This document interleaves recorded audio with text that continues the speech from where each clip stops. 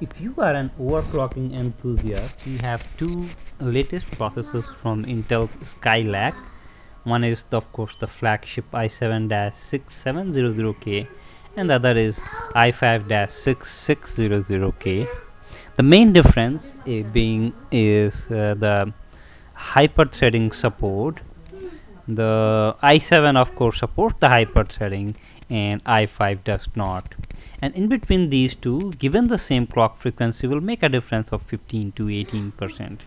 That has been measured earlier as well, and that should not change much with the Skylake. But another key difference is the clock frequency, which is 3.5 GHz versus 4 GHz and 3.9 GHz versus 4.2 GHz for the turbo clock frequency. The turbo clock frequency changes only on the demand. If it's not there's not much demand, it scales down to its base clock frequency. But for a peak performance, it's the turbo clock frequency that's going to make a difference.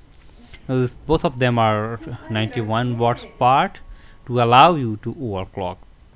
So between this and the cache memory, 6 megabyte versus 8 megabyte, we have the performance difference.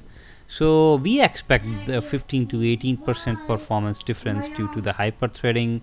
Another maybe that's 10% coming from the clock frequency difference, and rest of it coming from the cache memory. So that's the three difference that you can expect, but you need to pay $243 versus $350 or $107 extra for the peak performance. So this $350 is not a big deal. When you pay for like $1,000 for a decent laptop, and it's worth investing that much of money, provided if you need that kind of performance either for your software work or for your gaming needs and things like that.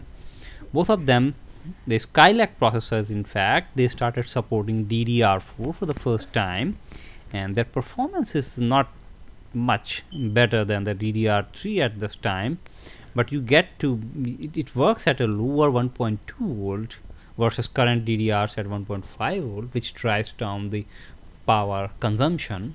Not very significant for desktops, but nonetheless not insignificant as well.